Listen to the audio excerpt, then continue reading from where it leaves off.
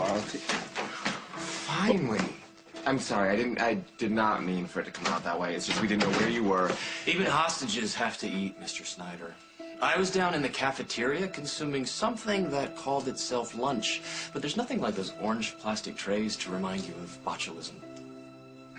Have you had a chance to look at Noah's file? I did. So, what happens next? Well, since Mr. Snyder dragged me here to OK, Illinois, which is, by the way, the most self-satisfied white bread community I have ever seen, and home of the world's most unappealing grilled cheese sandwich. Okay. We get it. You don't like it here. What does that mean for Noah? It means, let's do this now and get it over with. It's time to make a blind man see. Wait, you want to operate on Noah today? I want to be drinking a beer back in Texas, but I'm prepared to operate. But he just had lunch. You can't eat and then go under anesthesia. Really? I hadn't heard that. So what? You're just gonna walk in there and perform brain surgery? Why not? Well, do you know anyone here? You mean besides you? Look, is this even safe? Look, I'm not crazy about the idea of working with a new staff in a backwards operating room, but a brain is a brain. I'm willing to take a crack at it if you are, Noah. And you really think that you can help him? Isn't that why you kidnapped me?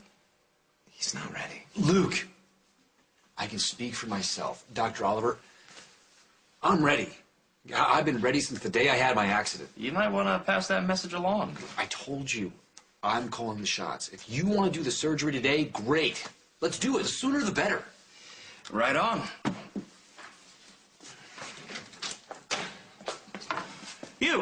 You look important. Excuse me? If there's such a thing as an operating room in this hospital, I need one now. Along with your top neuro team, a Midas, a B1 foot plate, and an IGS system, which, I pray to God, is not considered an antique. Who are you? What are you doing in my hospital? Dr. Hughes, this is Dr. Reid Oliver. He's the neurologist from Dallas who's coming to see Noah.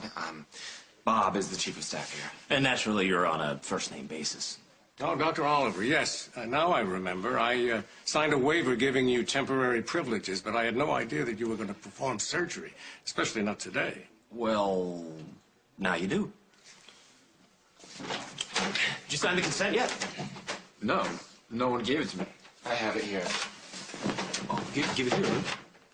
Well, you need to think about this first, Noah. I want my sight back. He can make that happen. What's there to think about?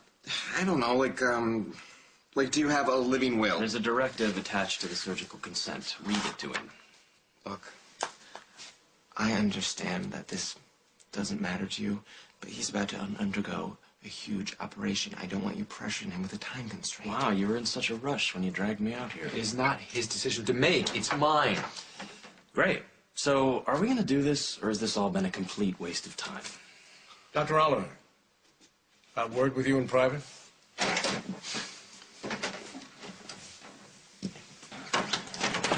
Is the operating room booked?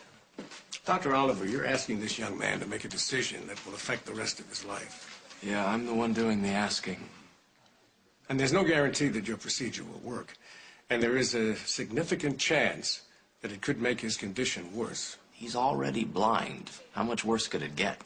Look, Doctor, maybe your chief in Dallas puts up with your arrogance because you're good with a scalpel. But this is my hospital, and I'm not about to sign off on this surgery unless I'm satisfied that no one knows what to expect when he wakes up. Because his boyfriend is a family friend, or maybe a donor. The patient and his partner are underinformed. They're scared to death, and I don't blame them. You really think a litany of worst-case scenarios is going to make them feel any My better? hospital, my rules. Now, you go back in there and reassure your patient. And then if you get him to sign a consent, you bring it to me, and my staff will do everything they can to assist you.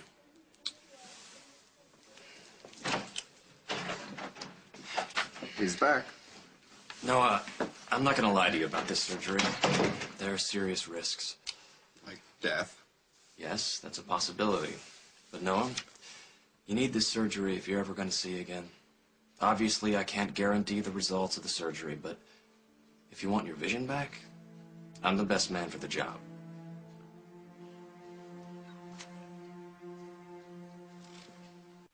There's nothing more that anybody can tell you about this procedure. You either trust me or you don't. I trust you. I want the surgery. Yeah, but you don't have to do it today, Noah. I want to do this now. I've got to do this to get my life back. But you have your life. I have a life. It's not mine. So please, will you just help me sign the consent forms?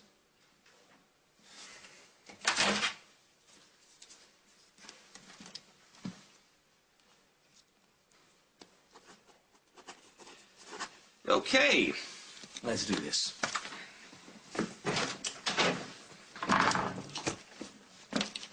It is signed. Thank you. Now, I need an OR and a full staff. Your best people. It would help if they'd been to medical school sometime within the last 30 years. My chief of neurology is bringing his team in. He's aware of you and would like to observe. As long as it's clear to everyone that I'm in charge of the OR, no backseat driving. Won't be a problem. Better not be.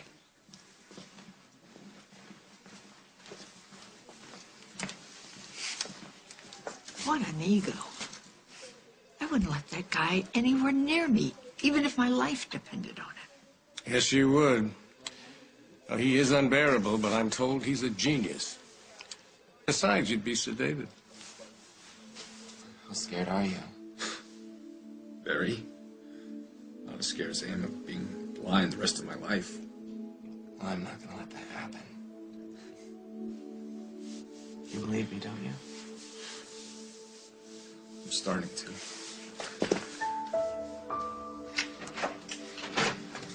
Okay, Noah. Tell your boyfriend you'll see him later. Because you will.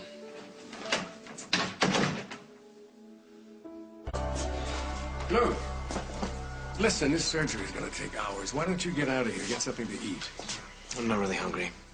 Well, take a walk with us. Yes. I mean, the hospital will let us know if there's any news.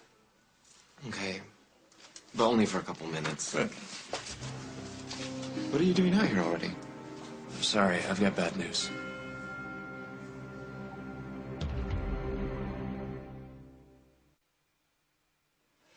I'm not going to operate.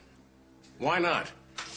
I got back Noah's latest scans as I was scrubbing in. There's a lot more vascular involvement than I initially thought. What does that mean? If Noah ever wants to see again, he's going to need multiple surgeries and IV drug therapy in between. So? So, that's a long-term commitment. This is supposed to be a one-night stand. I'm sorry. I'll have my office bill you for the day's work. But you didn't do anything. You didn't ask me to come here, Mr. Snyder. You forced me to. My time is extremely valuable. Just ask any of my patients who are waiting for me back in Dallas. And God help you if one of them doesn't make it because I've been wasting my time here. Dr. Oliver. I don't work for you. Look, you can't go. Consider yourself lucky, Mr. Snyder. At least I didn't carve into your boyfriend's brain unnecessarily.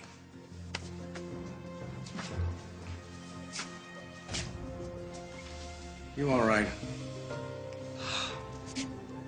Noah was counting on that surgery. I don't know what to tell him. Well, sweetheart, you've done everything you could possibly do. The only thing left is for you to tell him the truth. Yeah, that's right. Listen, we're gonna go out for a while, and when we get back, we'll figure out what our next step is. Yeah. Yeah, it's just that Noah was really expecting to wake up from the surgery and be able to see, and he's gonna be devastated, and I don't know what to do. Well, carrying bad news is never pleasant, but don't you think he might be able to handle it a little better coming from you? Yeah. Thank you.